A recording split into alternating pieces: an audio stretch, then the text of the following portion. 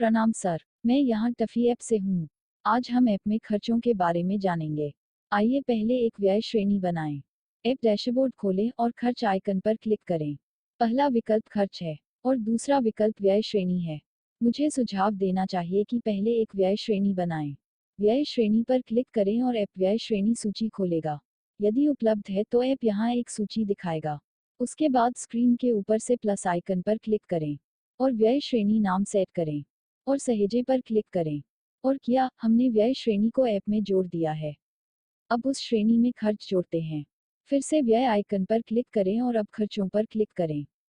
यहाँ ऐप आपको खर्चों की तिथि सीमा दिखाएगा और इस समय अवधि में हुए खर्चों को दर्शाता है।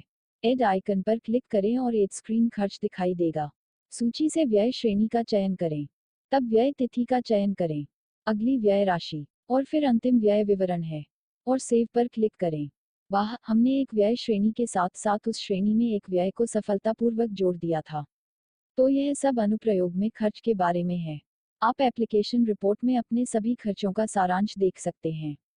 इस वीडियो को देखने के लिए धन्यवाद। शुभ दिन, सुप्रभात, शुभ रात्रि। जब भी आप इस वीडियो को देख रहे हो